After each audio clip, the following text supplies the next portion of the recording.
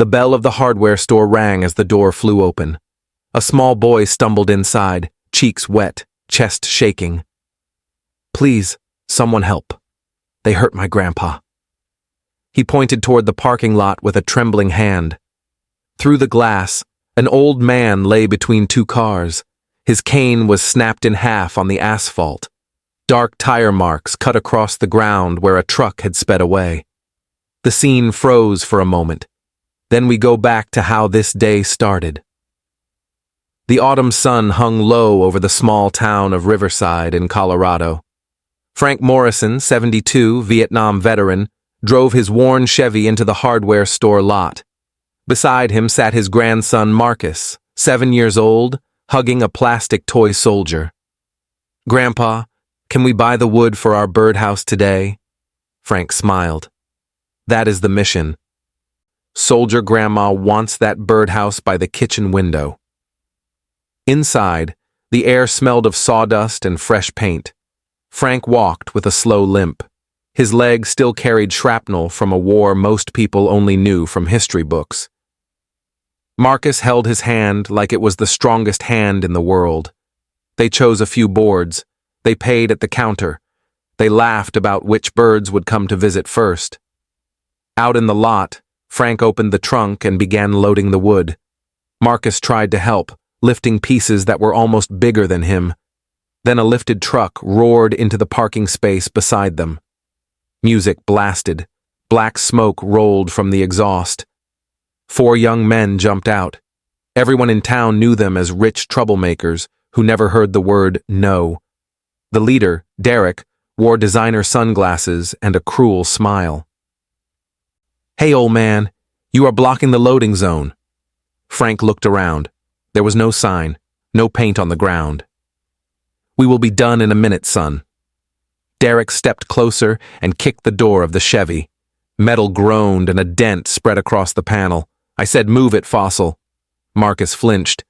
"Do not hurt our car, please." One of Derek's friends laughed. "Look, he has a tiny bodyguard." Frank straightened his back. His voice stayed calm but firm. "Young man, there is no need for this. We will finish and move. Show a little respect," but Derek was drunk on power and on the protection of his father's money. "You do not tell me what to do." He shoved Frank hard in the chest. Frank's bad leg gave way. He fell backward between the cars. His head struck the pavement. His Marine Corps cap rolled into a shallow puddle. Grandpa Marcus dropped to his knees beside him. Tears blurred his vision. "Get up, please get up." Frank's eyes fluttered. A thin line of blood slid down from his eyebrow. "I am okay, buddy. I am okay." But he was not. Pain burned through his ribs. His pride hurt even more. Derek's friends laughed. One of them held up his phone and recorded. Look how he folded. They kicked dust toward Frank and climbed back into the truck. "Stay down where you belong, old man." The tires screamed as they sped away. Marcus could barely breathe. He clung to his grandfather's sleeve. "I will get help." He ran into the store, voice cracking. "Please, they hurt my grandpa." A woman rushed outside with her phone already dialing. "I am calling an ambulance," minutes later. Flashing lights painted the parking lot. Paramedics lifted Frank onto a stretcher. Marcus climbed into the ambulance and gripped his hand the whole way. At Riverside Community Hospital, a nurse cleaned the cut on Frank's head. "You need stitches. We should keep you overnight." Frank stared at the ceiling. It was not a fall, but it will not matter. Nothing ever happens to boys like that. Marcus looked up at him. His eyes were still red. "Why did they hurt you? You did nothing wrong." "Some people forget what matters," Frank whispered. "They forget kindness. They forget respect." "I hate them." Marcus said, "Do not hate. Buddy, hate only hurts the one who carries it." Still, the boy's small hands would not stop shaking.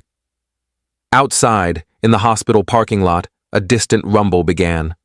Low at first, like thunder behind the mountains. One engine, then 3, then many. Nurses moved to the windows. Patients in wheelchairs turned toward the glass. A river of motorcycles rolled into the lot. Chrome shone under the hospital lights. 37 bikes lined up in perfect formation. The men who rode them wore leather vests marked by years of loyalty.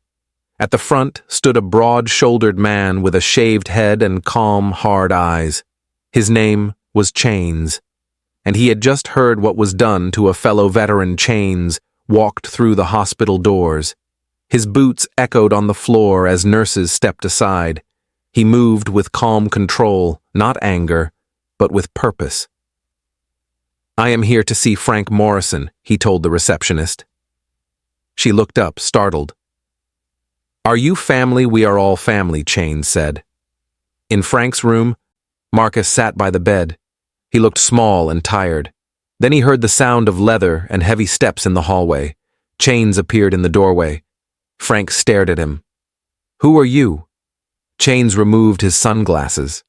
"My name is Chains. I served in Iraq. I heard what happened to you today." Frank tried to lift himself. "It is nothing. I will be fine." "With respect, sir, it is not nothing." Chains knelt in front of Marcus. "Hey, little man, are you okay?" Marcus nodded weakly. "You were brave today," Chains said. "You stayed with your grandpa. You tried to protect him." Marcus whispered, "I could not stop them. No one there could." Chains said gently, "But that changes now." He stood and faced Frank. "Any man who served is a brother. Any man who protects his family is one of us. We take care of our own." Frank shook his head. "You should not get involved. The Polsons own this town. They will crush you." Chains met his eyes. "Trouble has already been made. We are only setting things straight. When can he leave?" A nurse answered from the doorway. "Tomorrow morning," Chains nodded. "We will be outside. No one will bother you tonight." He kept his word. 6 bikers took turns guarding the room. They sat quietly in the hallway. Some sipped coffee from paper cups. Some talked in low voices. All stayed alert. Marcus slept with his head on Frank's arm, safe at last. The next morning, in a mansion on the hill, Derek woke up late. He scrolled through his phone and laughed at the video from last night. "Old Man Gets Wrecked" had already gained hundreds of likes. His father, Richard, entered the dining room. "What is so funny?" "Nothing," Derek said, hiding his phone. But Richard had already heard whispers. "Small towns move news fast. You put your hands on a veteran," he said coldly. "He was in my way." Derek shrugged. Richard sighed. "You are a fool, but you are my fool. I will fix this." He made 2 calls, one to the police chief, one to his lawyer.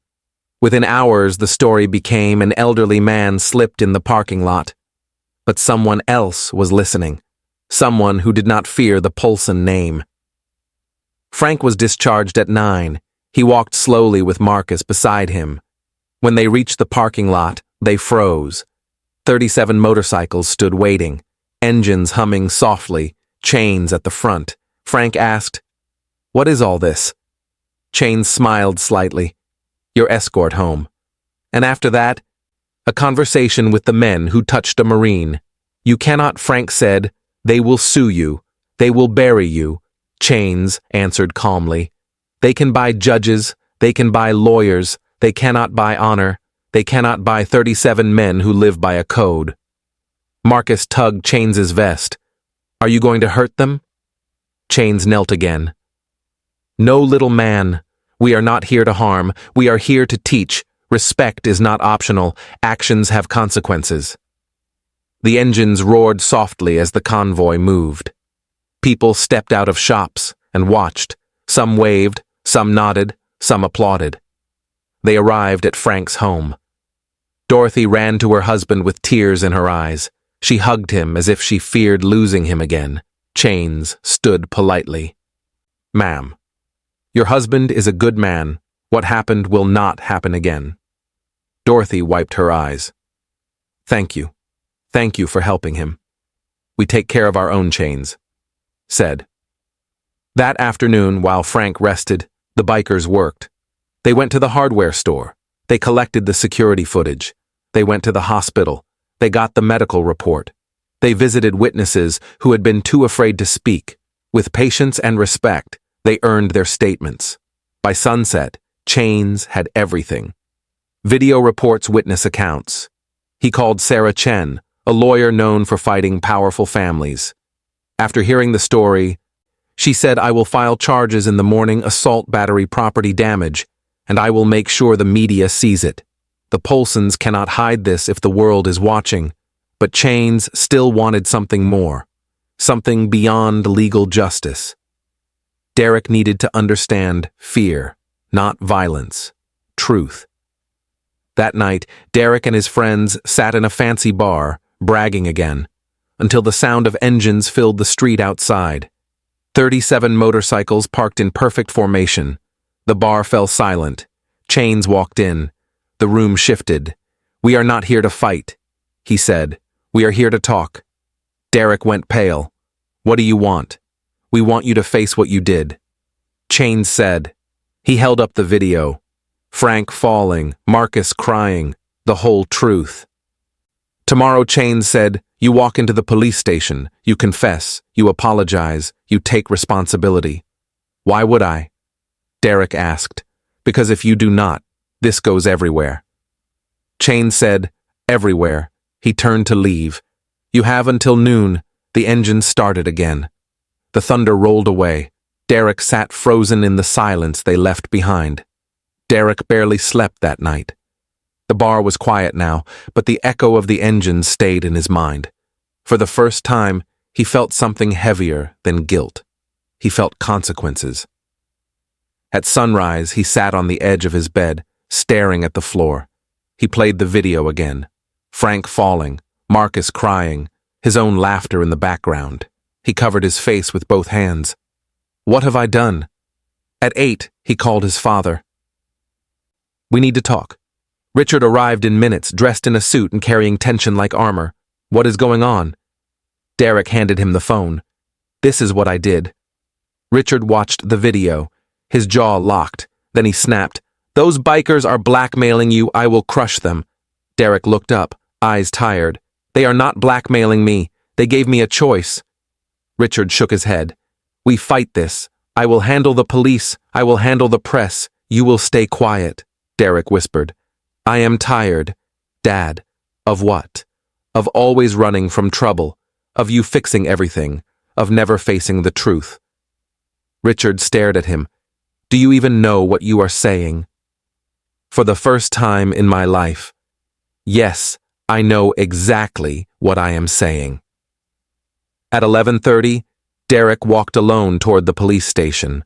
No driver, no lawyer, no father. He stepped to the front desk. His hands shook, but he kept his voice steady. "I am here to confess I assaulted a man named Frank Morrison. I want to take responsibility." The sergeant stood in shock. "You want to do what I want to confess, and I want to apologize." The news spread through the town within hours. By evening, state channels were covering it. By morning, national reporters were outside the station. A wealthy young man confesses, tells the truth about harming a veteran. In Frank's living room, the TV showed Derek's tearful statement. Marcus sat on his grandfather's lap, watching every second. "Grandpa," he said, "sorry." Frank nodded slowly. "Yes, he did. Do you forgive him?" Frank exhaled. "Forgiveness is hard, buddy. But it is possible if a man is truly sorry." A soft knock interrupted them. Dorothy opened the door. "Frank, you have visitors." Chains and 5 of his brothers stood on the porch. No engines, no intimidation, just presence. Chains removed his sunglasses. "We came to check on you." Marine Frank stood with effort. "Thank you, I am doing better. We did what any brother would do," Chains said. Marcus tugged Chains's vest. "I made something for you." He ran to his room and returned with a drawing. Motorcycles lined in a row, a small boy and an old man in front. "Thank you" written in crayon across the sky. Chains looked at it for a long moment. His voice softened. "This means more to me than you know. Can I keep it?" Marcus nodded proudly. Frank stepped forward. "Your support gave me something I lost. Faith that people still stand up when others look away." Chains shook his hand. You were never alone. You just needed to see who was willing to stand with you. The men left quietly. The house felt brighter after they were gone. Days passed, then weeks. The case moved toward court. The world watched every update. When the hearing came, the courtroom was full. Frank entered slowly, leaning on his cane. Marcus held his hand tightly. Members of the biker chapter filled the benches behind them. People from town came to show support. Derek stood before the judge, head lowered. When asked if he admitted guilt, he answered clearly, "Yes, Your Honor, I did it. I am responsible." His voice cracked, but he did not hide. The sentence came. Community service, probation mandatory anger management, and one requirement that surprised the room. You will serve in the Veteran Support Program. You will work alongside Mr. Frank Morrison. Derek accepted every word. He did not look at his father. He did not look for a way out. When the hearing ended, reporters rushed forward. But Frank did not care about cameras. He looked at Derek, a young man who had broken something and a young man trying hard to fix it. Marcus whispered, "He is trying, Grandpa." "Yes," Frank said softly, "and trying matters." Later, as the courthouse emptied, chains appeared near the steps. He approached Frank and nodded. Justice is not perfect, but today it worked. Frank looked out over the street. People were no longer whispering about fear or power. They were talking about change. They were talking about what was right. Frank took Marcus's hand. The sun warmed the road. For the first time in a long time, he felt hope settle in his chest. The Veteran Mentorship Program began on a quiet Monday morning. Frank arrived early, leaning on his cane as he walked into the community center. He expected Derek to be late, or not show at all. But Derek was already there, sitting alone at a wooden table, hands folded, eyes down. Frank approached. "Morning." Derek stood quickly. "Morning, sir." "Do not call me, sir," Frank said gently. "Just Frank." Derek nodded. "I understand." There was an awkward silence. Two men linked by a moment neither could forget. "Let us get to work," Frank said. Their first task was sorting donated supplies. Bandages, canned food, old jackets, small things that meant something to veterans who had little. Frank worked slowly, his legs stiff. Derek worked quietly beside him. After a while, he spoke. "I do not know how to fix what I did." Frank placed a hand on a box. "Start by being better today, then be better tomorrow, one step at a time." Derek lowered his head. "I am trying," I can see that Frank said. Over the next weeks, they worked together often. They delivered groceries to older veterans. They repaired broken railings. They listened to stories from men and women who had carried invisible wounds for years. One afternoon, as they repainted a fence outside the center, Derek said, "I never knew what service meant. I never respected people who served." Frank dipped his brush. "Most people do not. But life has a way of teaching lessons. The hard ones stay with us." Derek looked up. "Do you think I can change?" Frank paused. "Anyone can change, but only if they want to." "And I do," Derek said quietly. "Good." Frank answered. "Then you already started." As the weeks passed, people in town began to see Derek differently. He held doors open. He apologized when he needed to. He volunteered without being asked. There were still whispers. Some people said he was pretending. Some said he was only doing it because he had to. Marcus did not care about any of that. To him, Derek was simply the man who said sorry to his grandpa, the man trying to make things right. One day after a long shift at the center, Derek found Marcus waiting outside with a drawing pad. He looked up shyly. "Hi, hello, Marcus. I drew something for you." Derek knelt to see. The picture showed two stick figures painting a fence. One tall, one small above them was written, "Be kind, be strong." Derek blinked hard. "Thank you. This means a lot." Marcus smiled. "Grandpa says everyone deserves a chance. Do you want a chance?" Derek nodded. "More than you know." As the days grew warmer, the town began preparing for the annual charity ride for veterans. It was the biggest event of the year. Hundreds of bikes from across the state came to ride together. The sound rolled across the mountains like thunder. It raised funds, raised awareness, raised spirits. Chains visited Frank one evening to invite him. "You are coming to the ride this year, and you and your family are guests of honor." Frank shook his head. "I do not deserve that." Chains crossed his arms. A Marine who stood up his whole life, who raised a good family, who faced a beating and still forgave. "Yeah, you deserve it." Dorothy wiped her eyes. "We will be there." On the morning of the ride, sunlight spilled over the hills. Marcus wore a tiny leather vest that Chains had made for him. His name was stitched on the back. He ran to the bikes with excitement. Grandpa Frank followed him slowly, pride glowing in his eyes. Then he saw something unexpected. Derek stood near the edge of the gathering, unsure if he belonged. He kept his distance, hands in his pockets, eyes lowered. Marcus waved. "Derek, come here." Derek hesitated, then walked over. Frank looked at him. "Are you riding today if I am allowed?" Derek said. "You are," Frank answered. "This event is about healing, not dividing." Derek breathed out slowly. "Thank you." Bikes lined up. Engines rumbled one by one. The crowd cheered as the riders prepared to begin. At the front, Chains raised his hand. "We ride for those who served. We ride for those who sacrificed. We ride for those who stood when others would not. And today, we ride for Frank Morrison, and for a boy who showed courage beyond his years, Marcus Morrison." Cheers rose from every direction.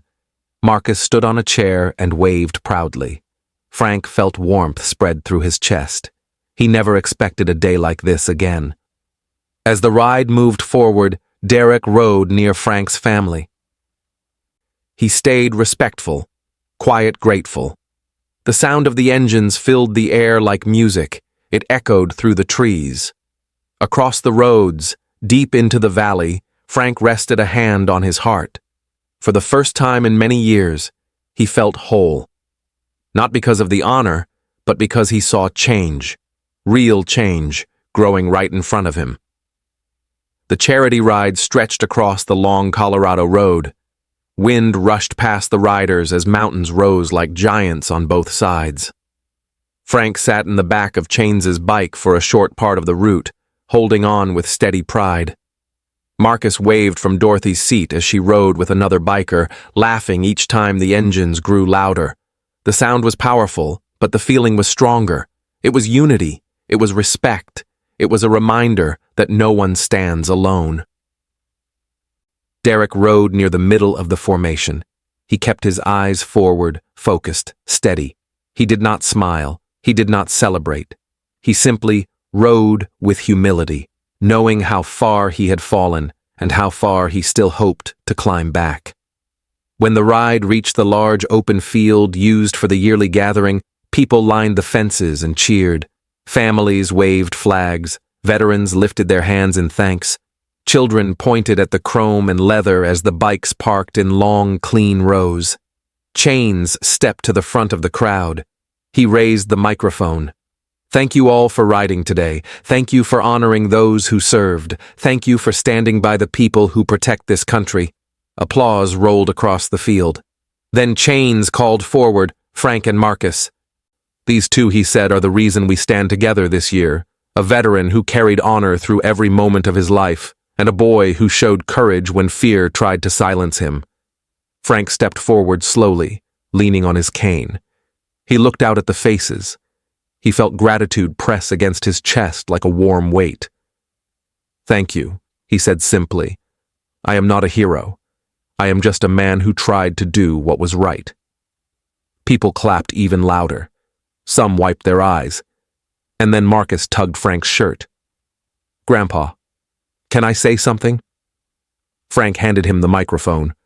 Marcus held it with both hands. His voice trembled but stayed strong. "My grandpa is brave, and the people who helped him are brave too. Thank you for helping us. Thank you for helping him." The crowd cheered again. The boy stepped back into Frank's arms. Later, people gathered around food stands and small tents. Veterans told stories. Bikers shared laughs. Children climbed on safe parked motorcycles to take pictures. Derek kept to himself on the edge of the field. He watched everything. He felt heavy inside, but it was a good heaviness. A weight of truth. A weight of wanting to belong, but knowing he had to earn it. Frank noticed him. He walked over slowly. "You rode well today, thank you." Derek said, "I did not expect to be welcomed." Frank leaned on his cane. Welcome is different from forgiven. Forgiven is different from trusted. Trust takes work. "I know," Derek said, "and I am ready to work." Good, Frank replied as they spoke. A group of local reporters approached. They had been following the story since the confession. One of them called out Mr. Morrison. "Can we ask you a few questions?" Frank nodded politely. They asked about the ride. They asked about Derek. They asked about healing. Frank answered calmly. "Everyone makes mistakes. What matters is what they do next. Some men hide. Some men run. Some men stand up." The reporter turned to Derek. "Why did you confess? Why did you change?" Derek swallowed hard. "Because I finally saw myself, and I did not like who I was. I hurt someone who deserved respect, and I hurt a boy who did nothing wrong. I want to be better." His voice was steady, honest, not for show. When the interview ended, the afternoon light softened across the field. Music played from small speakers. People began preparing for the evening ceremony. Chains approached Derek. "You spoke well, I spoke the truth." Derek said. Chains nodded. "Truth matters more than anything." He looked at Derek for a long moment, then he said, "You keep doing what you are doing. You keep showing up. You keep proving you can be better, and maybe one day you will not be remembered for what you did, but for how you rose from it." Derek nodded, grateful. As the sun lowered, the ceremony began. Dozens of candles were handed out. People lit them one by one, honoring veterans who were gone and those still fighting battles within. Frank stood with Dorothy and Marcus. Their candles glowed in the soft dusk. Chains and his brothers stood behind them like a wall of quiet strength. Derek stood near the back, holding a candle carefully, as if it might break in his hands. The field glowed with hundreds of small flames. It was peaceful. It was sacred. It was a moment where all people were equal in the light.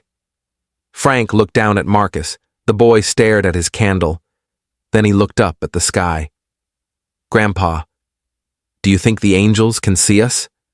Frank rested a hand on his shoulder. "Yes, I think they can, and I think they are proud." As the ceremony ended, the last light of day touched the mountains and faded. Engines started again. Not loud, not wild, just steady. A promise echoing across the valley. Frank closed his eyes for a moment. In the warmth of the candle, in the strength of the people around him, he felt peace settle in his heart. A peace he had not felt in many years. The weeks following the charity ride were quiet and steady. Life settled into a calm rhythm for Frank and his family. The wounds on his body healed slowly, and the deeper wounds in his heart softened each day. Marcus stayed close to him, helping with chores, reading beside him, and asking questions about the world. One afternoon, Frank and Marcus sat at the old wooden workbench in the garage. They had finally returned to their project. The birdhouse they promised to build on the day everything changed. Marcus held a small hammer. "Grandpa, am I doing it right?" "Yes, buddy, just take your time, do not rush." Frank watched him tap each nail with careful pride. The boy had grown, not in height, but in courage and heart. As they worked, the door of the garage opened. Dorothy stepped in holding the mail. "You have a letter," she said. "It is from the Veteran Center." Frank wiped his hands and opened the envelope. Inside was a simple note. "Thank you for your guidance. Thank you for your patience. Thank you for your strength." Signed, Derek. Frank read it twice. He felt something shift inside him, a quiet acceptance. He folded the note and placed it in his shirt pocket. Marcus asked.